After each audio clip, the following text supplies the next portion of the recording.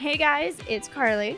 And Ilana. Was that more normal this time? Yeah. I feel like last podcast I started our intro and she was like, that sounds weird. So trying this again.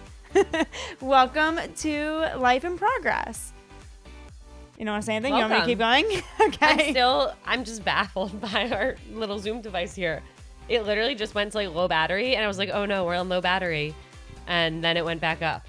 Oh, so now we're good? I guess. All right, guys. Well, if we just stop recording, you know why? We're going to have to go out and get some more batteries, but Some more batteries, some more sweatshirts. Yep. Some more sweatshirts. We each packed like 4 sweatshirts for this because we knew we were going to do a lot of recording. And obviously, as you guys know, we basically record in leggings and sweatshirts. Yep. And batch record. And it is like 50 degrees in our hotel room and we don't know why. We keep turning. It's set to 80 at the moment. Yeah. And it's stuck really, really low and the fan won't stay off. And we're so cold and we've gone through all of our sweatshirts already. So now we just keep switching sweatshirts. If you guys see us in the same sweatshirts, you know why. We just don't have endless sweatshirts. So We'd love to. we'd love to. Send us We some also have nowhere to sweatshirts. put them. So. No, don't send us sweatshirts, But do. actually. Yeah, we'll still take them. Okay, what's in progress for you today? What's in progress for me is trying to get Carly to stick to her word on telling the arrest story. We went out to dinner last night after she first told me that she had been arrested. And I was like, wait, what the fuck? And I'm like, tell me. And she's like, no, I'll tell you on the podcast maybe. And I'm like, you're not going to tell me now? Like, we have this whole dinner. Like, this is all I want to know. You're just staring at each other. Yeah.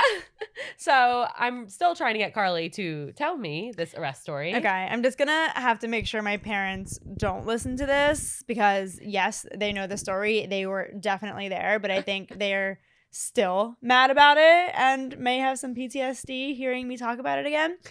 But anyway, in high school, I think it was my freshman year of high school, the group of friends I was in wasn't like the innocent kids on the block. They were more the let's drink early, let's go out, let's party. And me, I was the little innocent girl and was scared of everything. And Did they want to corrupt you because of that? I think so. Yeah. Yeah, I think so.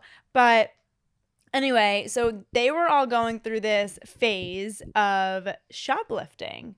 And we would go to the mall and I would never be involved because that is not me. That is scary. I would never be involved, but I would always just see them take things. What would they take? Everything. Everything you could think of, like 5-finger discount. Yeah, like literally everything you could think of. But then what would happen afterwards is after the mall, we would all go back to someone's house and they would like compare what they all got. And it would become this like thing where it was like a competition and like you were cool if you got more stuff. And they were just like I have the vision of them emptying out their bags of all of this stuff. And I would just sit there like, oh my God. And I'm freaking out. Yeah, no, it was crazy. And naturally, I felt so left out because What was their reason for it? I don't know. I don't know if it was like a high for them or just like seeing what they can get away with, or I don't know what it was. Like it's not like back then we were, like we were still using our parents' money to buy things, and it's not What like a time. What a time. What a time. Yeah, that was so nice. So it's not like they were trying to get things because they needed it. They weren't like poor and needed, to steal sunglasses because I don't know, they're gonna go blind if not. Like they didn't need this stuff. I really think it gave them a high, and they were all doing it. So they all just kind of each time we went to the mall joined in. And one time we went to the mall and I just felt so left out. And I already had felt left out of this group in many different ways just because that's my whole life, obviously. And I was such a people pleaser, like needed to make everyone happy at all times. Carly people pleased her way into shoplifting. Yeah, I did. Okay. I people pleased my way into getting fucking arrested. So naturally, no one ever got in trouble. No one. Okay. None of them ever got in trouble, and they would steal expensive stuff. I walked in to, I think it was PacSun, and I think I took a pair. They were all doing it, okay? They were all just like doing it. I was watching, and they were just like, do it. Like, why are you so scared? Like, it was a typical like peer pressure situation, and I can't believe I fell into it. But I took a pair of sunglasses from PacSun, and then we went to JCPenney, and they were like, it's so easy. Like, you can literally just take things and no one's like checking in the like fitting rooms. Okay, well, I'm dumb and didn't like realize that there's cameras everywhere, not in the fitting room, whatever.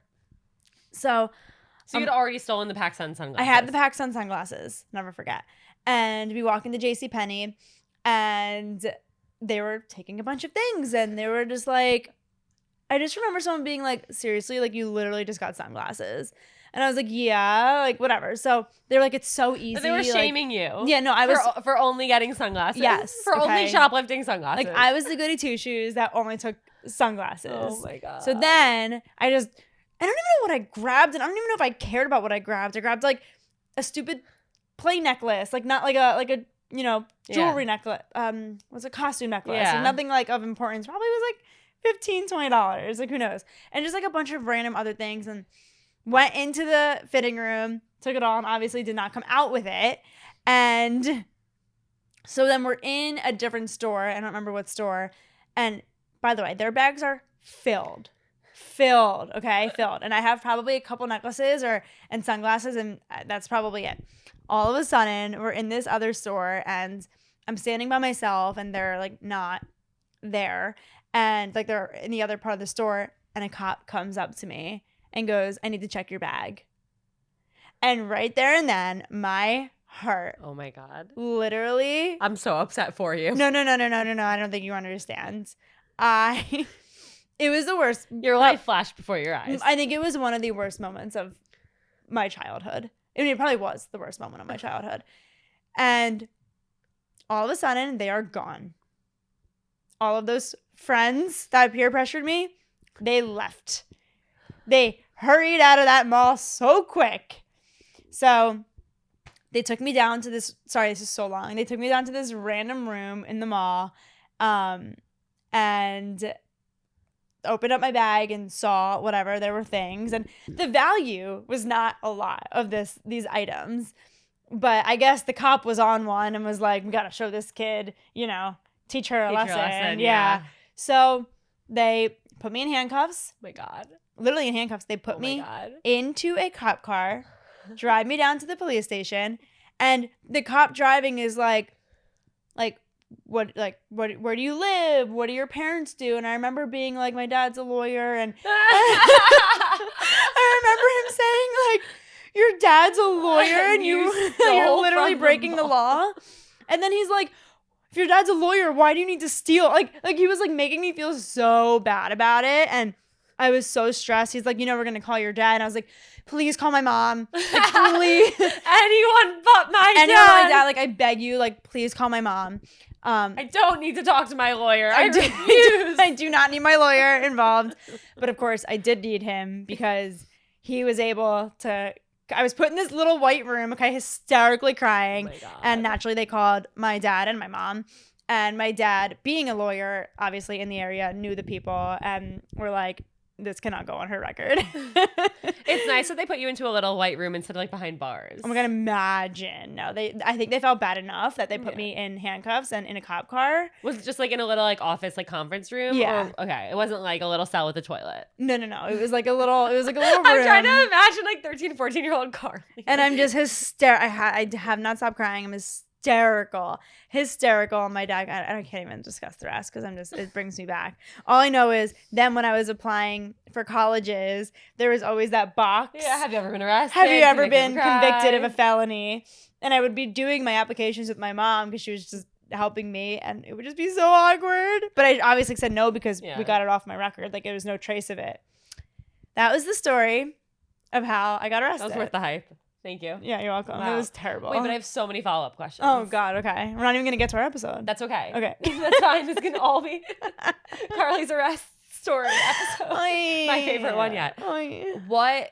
Okay, were you able to like walk in that mall ever again? So I was banned. Really? And you were going to leave that out of the story? I forgot. I was banned. So that was my like punishment.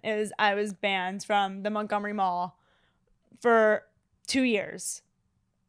So for the next 2 years, I couldn't go. And this was the only mall around us, okay? So I couldn't go into the mall for 2 years because I'm like, they probably have my face everywhere.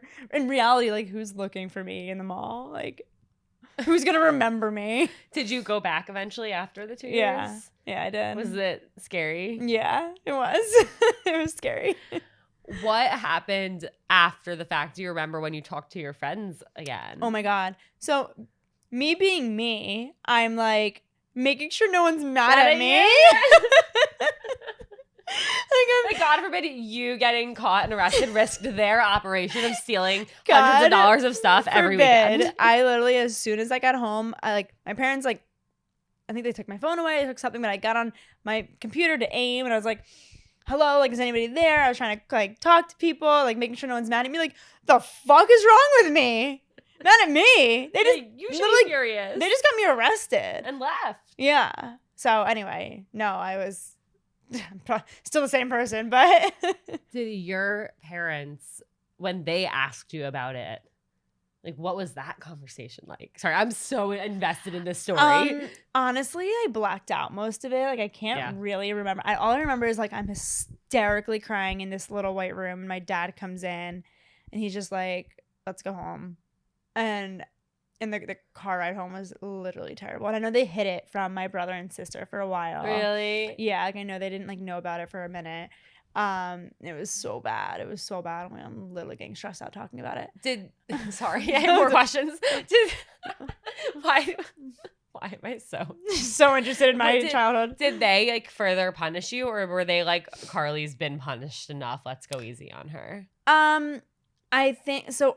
They were never the grounding type, so I've never been grounded. But what was really uncomfortable is the next day we were supposed to go to Florida for the first time to see our new house, and I was bringing my high school boyfriend. Oh my God. And it was just like such an awkward, obviously he knew about it, but it was just like such an awkward like trip, and I knew I had just done this and I was in so much trouble, but we had to go to Florida and like be happy and I honestly don't remember what else they said. I really don't. I think in their minds it's like, okay, she literally was in handcuffs and like, yeah, she's probably mortified and scarred and wow. Mm-hmm. Thank you. You okay? Thank you. Yeah, I'm good. Carly's in progress. These were coming terrible down from friends, the by the way. I'm sure they're great people now, but they were not good friends. They also one time like broke into my house when we were gone in Florida because they like knew the garage code. What'd they do? Like went in the hot tub and like my parents won't ever let me live that down. How'd you find out? Because our garage my parents saw that our garage alarm was being turned on and off. Oh my God. So I had a bad, I wasn't in with the right crew at the time. They're listening to this. Like, I'm sure, like, I know you're probably amazing now, but they're probably cracking up. Back then, you guys weren't so great, let me tell you. I hope this does get back to them. It probably will. They follow me on social. And I have so many more questions for them about their shoplifting experiences. So if they Carly's former high school friends, if you want to be our first guest, we will make that happen. Oh, imagine. Oh my God. Anywho, do we even like how far in are we? Do we have time for this? We can do it. Okay. So I'm talked out. Can you talk for a second? Yeah. Switching gears, we wanted to talk about this concept of like how to be set upable. Obviously, Carly and I have been doing matchmaking, and so many of you, probably every single person listening, if you're not in a relationship, you're in our database and you've been reaching out about matchmaking. And we wanted to kind of give you guys an update on that and talk a little bit about how that's been going and some of our strengths and weaknesses and challenges and excitingness with it. Yeah. And we also wanted to just give some general tips for how to be more set upable, whether it's you're coming to us for matchmaking or you're asking your friends, your family members, your coworkers if they have someone to set you up with.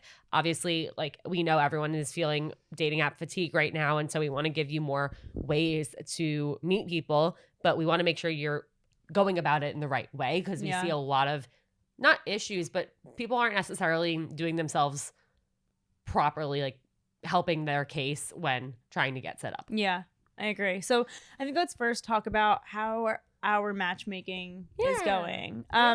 We didn't expect to get so many responses as we did. I mean, our database is over 5,000 people. And again, the database was free to join. And to remind you, if you did join the database, on there we had a question of, if you're interested in being a priority setup, check this off and, you'll be put on a waiting list. And as soon as we're ready for you and we have people to set you up with, we'll take you off the waiting list and go through the process. Obviously, Ilana and I are not business people per se, and we did not realize how much time and effort it really, really takes to set someone up. We're not just taking you off the wait list and being like, here are 3 people, go, like, here's your setup, go talk to them. We are taking you off the wait list, getting on an hour FaceTime/Zoom call with you, learning everything there is to know about you, your relationship history, what you like and don't like, your type. Literally, we're having a full-on therapy session with you. And then from there, Ilana and I spent hours on hours on hours manually going through this database and trying to find people to send to you. And again, we're not really just sending like a picture and being like, hey, oh, this person's in your age preferences and religion and location, so like they're a match. No, we're actually listening to the things that you have said haven't worked out in the past and what you value and what you want in your future. And we're trying to find people who match that, who we think you'd actually get along with personality-wise, values-wise, morals, goals, all of that. And then we're seeing also, and they fit their preferences in terms of height and religion and political preferences and all that. Yeah, to walk you through kind of how the process works, because I know we've been asked that. So you'll sign up for the free database or the priority waitlist. We will take someone off the priority waitlist. We'll reach out, we'll do a call. Then we go to our Excel database. Ilana and I are very lucky that one of Jason's best friends is an Excel wizard, and he kind of made this whole, I don't even know what it's called. It's not an algorithm. It's just like a code. It's an Excel code that we can basically put someone's name into the box, and it will formulate every single person that fits the preferences that you filled out on the database, which could be hundreds because it's broad.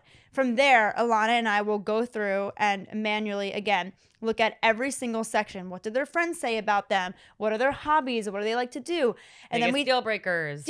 And then we take it a step further and go out to those people and find out more information. So again, this process is not just, here are a couple people we think you could be a good fit with. Yeah. And so we're getting so many messages on messages of, I filled out your database, I haven't heard from you. Well, we would love nothing more than to set every single one of you 5,000 people up. But I hope you guys can understand how much time and effort we're putting into each setup, and it's so intentional. And the whole point is for us not to make an algorithm. Yeah. So many people have come to us and like, why don't you just make it an algorithm so you can get to more people? Well, that's exactly what everybody doesn't want. Yeah. You guys want human connection. You want to work with us because you trust us and trust our judgment and are sick of algorithms and apps and swiping and just looking at pictures. And so that's why we put so much time and effort and care into it, because we see you as more than a profile and more than a picture and some prompts.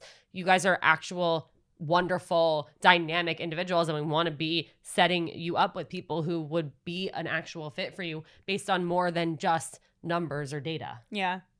And then there's so many friends of friends or friends that reach out to us and, are like, set us up. And it's like, well, this does take so much time and effort, and we have to prioritize the people that are willing to pay us for this time and effort, which is not a lot. Let me just say, like, matchmakers cost $20,000 or like $5,000 to $10,000, and ours is like $180 to be set up with 3 people. And we're doing way more than just setting people up. We are literally their unbiased best friend. We are there from beginning to end through every setup. We get on a call with them after the dates and want to know all the feedback. So we didn't set this up business friendly for us. I'll say that.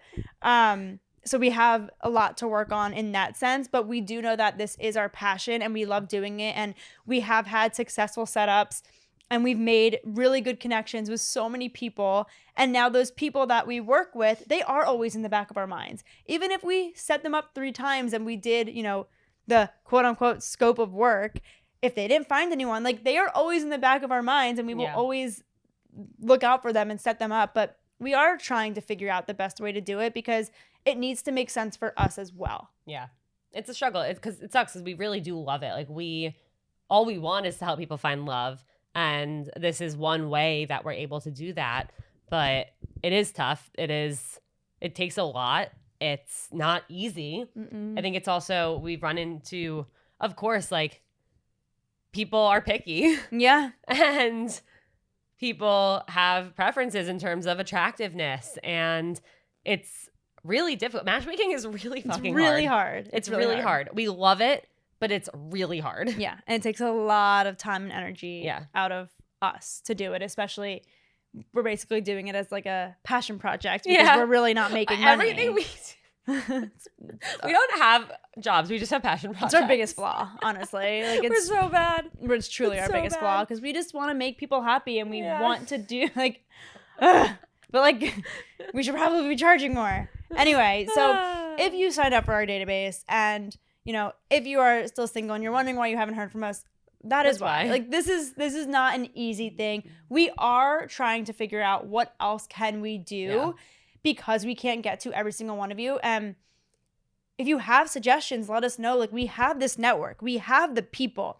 We do want to eventually throw events in a couple of the cities. And we are thinking about starting, you know, maybe it's like a Slack channel where Slack or Discord or some type of online community where you can shoot your shot. What you guys like, where we can also like create channels based on cities and share events that are coming up, whether our own events, which we plan to do in the future, or other singles events. And we can have dating advice channels and all this stuff where everyone can get help from each other too and really bond over like being single. And maybe you'll create connections in there. There'll be a shoot your shot channel like Carly said, and there will also be opportunities to connect with us. So that's what we're working on right now. And another thing is like the TikTok. I know you guys have probably seen, you know, we post people on TikTok and have people comment, and it's like, okay, well, you know, we get those TikToks usually go viral. So in our heads, it's like, okay, well, how can we make it so this makes sense for us to be able to monetize while also setting people up? It's like, would you guys be interested in paying a fee to be that person that we are talking about on TikTok? And then you'll be able to literally see all of the people that are interested in you. I don't know. We're working on a couple of different ways to really be able to streamline it a little more, make it make sense for you guys. We can't duplicate ourselves 10,000 times, and we don't want to hire people because that defeats the purpose of it being us. So bear with us. We're trying to figure it out, and we do want to keep setting people up, and so far it's worked, and we're just going to keep guessing and trying. Yeah, exactly. It's a learning process. But in the meantime, speaking of other ways to help people, again, we want to help you guys be the most set upable. So we came up with a few things that we think that people maybe do wrong when they ask to be set up, or when they ask their friends like, oh, do you have anyone to set me up? But do you know anyone for me? So a few suggestions from us setup experts, if you will. And the first one, and this goes for whether you're asking a friend or a family member or a coworker or us to set you up, you have to put trust in the person that you are going to. You are going to them because you trust them. You trust their judgment. You trust their network. You trust their ability to set you up. So when they come to you and say, oh, I have somebody to set you up with, you can't say, oh, send me a picture and then decide, no, I'm not interested. You have to trust them because they are setting you up based on more than just what somebody looks like. They're setting you up based on everything they know about you and everything they know about that person and their belief that there could be a connection there. If you're asking to be set up and you're just saying no to people because of a picture, then fine, go back on a dating app. Yeah. But that's not the reason you should be wanting to be set up. You're asking your friend, you're asking us, you're asking whoever to set you up because you trust their opinion. So instead of, you know, going off of a picture and being like, well, this person isn't my type, or I don't, you know, love the look of this person. Listen, we get it. Attraction is important. But there's a reason we are recommending this person to you, or there's a reason your friend is recommending this person to you. So be open-minded, and a date isn't going to hurt you. It's like an hour to 3 hours of your life, and you can always gain something from a date. Even if you don't want to see the person again, you can learn something about yourself. You can learn something about them or their job. You can try a new restaurant, a new drink, a new type of food that you haven't had before. There's always something to gain out of a date. So you never are wasting your time, even if the date doesn't become a second date or a relationship. There's still so much to gain. We're working with someone right now, and I hope I've told him this straight up, so I don't mind if he listens to this or hears it. That's totally fine. But I've sent so many people that fit his preferences so well and so perfectly, and have dug so deep into really knowing these people and knowing him. And I've sent so many people and he's just focusing on what they look like. And every person is a no because they aren't the exact type that they're looking for. When in my mind, I actually think they are. They all, they all kind of look similar. Carbon copies. Yeah, literally. So it's just, it makes our job hard. It's like we're really going out on a limb here, and we want to make it work, but you gotta work with us too. And same with if you're asking a friend to set you up, like they're going out on a limb for you and they're doing the work for you to find someone for you. Be open-minded. Just go on the date. Yeah. And then give feedback afterwards. It's okay. And we're not saying lower your standards or expectations. We're saying there's more to a person than looks.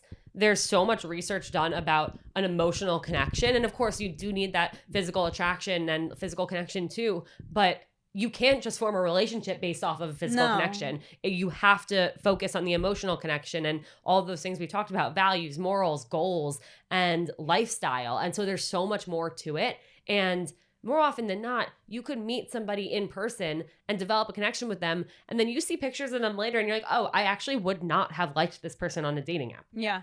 I was in a full-on relationship with somebody who, after we broke up, when I finally got back on the apps, I saw his picture come up and my jaw dropped. Mm-hmm. And that is how I got over him, because I looked at him and I was like, I never in a million years would have swiped right on this guy on an app. It's crazy. We're so used to, in this generation, in this world of dating, basing our opinions off of pictures. But that it didn't used to happen that way. We didn't used to do that when we went out. We would get to know people, and we gotta get back to that, because I think that's a lot of why people are single, is they are focusing so much on what's on the dating app and what's being shown in front of them on a screen, instead of actually getting to know someone and knowing their background, which is what makes what we're doing so special, because we're doing that work. We are literally finding every part of that person out. And we know that you would get along with them. All you're doing is saying no because of what? You don't like their hair color? Right. Also, treat others how you want to be treated. You would want someone to give you a chance based on more than just what you look like, or if you don't have blue eyes, or you have blonde hair, not brown hair. Like, you might change your hair color next week. You know, you have to give people the opportunity to surprise you and to show you who they are, because you would hope that if somebody said, hey, set me up with someone, and your friend was like, oh, actually, I have Carly. Like, I think you and Carly would be a great match. And you look at Carly and you're like, you would hope that Carly's looking at you and saying like, yeah, you know what? Like, if you think that we'd be a good match, sure, I'll give it a try. I trust you. Because guess what? No one's perfect. And I can promise you. No. How picky you're being, people could be looking the same way at you, and you would hope that someone would be more open. And looks fade. Looks really fade. Looks fade. Anyway, okay, so that's like the main thing. Trust. Trust, being open-minded, don't go off a picture. Another thing is really rethink your checklist. I know we all have that checklist of what we're looking for, but what is on that checklist? And how many of those things are actual deal breakers? And then how many of those things are things that you could be like, you know what?